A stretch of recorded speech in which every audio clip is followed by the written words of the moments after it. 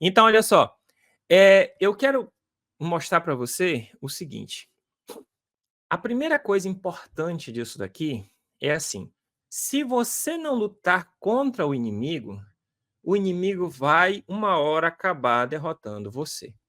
Se você não lutar contra o inimigo vai uma hora acabar derrotando você.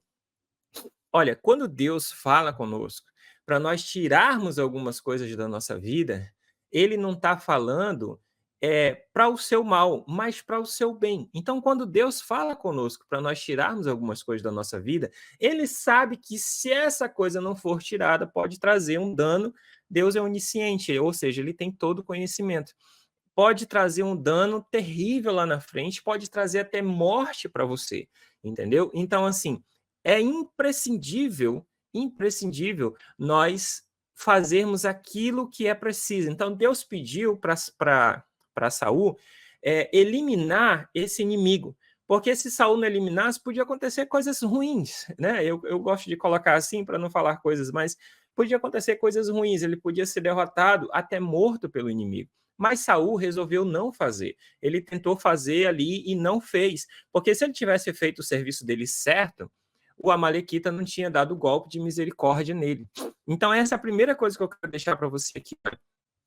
Não adianta a gente ficar tentando tratar o inimigo como amigo. O inimigo é inimigo. Então, se Deus tem falado com você para você deixar alguma coisa, para você sair de uma certa situação, para você deixar pessoas de lado que não são tuas amigas, você tem que você tira essas pessoas da sua vida. É claro que, né, infelizmente, às vezes a gente não, não escolhe aonde nós nascemos, né, a família que nós viemos, os nossos parentes e tudo mais, mas você escolhe quem você quer andar próximo. E às vezes andar com pessoas que são maus, que são más, que são terríveis, que são complicadas, vai trazer para você uma hora ou outra derrota e outra derrota e outra derrota, quem sabe até morte. Né? Então, isso daí é muito importante. Então, olha só, e arremessando-se, pois, sobre ele o matei, porque bem sabia que não viveria depois de sua queda, e tomei a coroa que tinha na cabeça e o bracelete que trazia no braço, e trouxe aqui a meu senhor. Se eles tivessem feito aquilo, se Saul tivesse feito aquilo que Deus falou, se Saul tivesse feito aquilo que Deus mandou, isso não teria acontecido. Então, assim, por nós desobedecermos a Deus naquilo que ele fala conosco, o problema pode vir de forma terrível, pode vir de forma terrível. E aí aconteceu o seguinte: então apanhou Davi as suas vestes e rasgou, e assim fizeram todos os homens que estavam com ele, prantearam e choraram e jejuaram até a tarde por Saul e por Jonatas seu filho, e pelo povo do Senhor e pela casa de Israel, porque tinham caído a espada. Então, Davi utilizou o jejum como um acalanto para sua alma.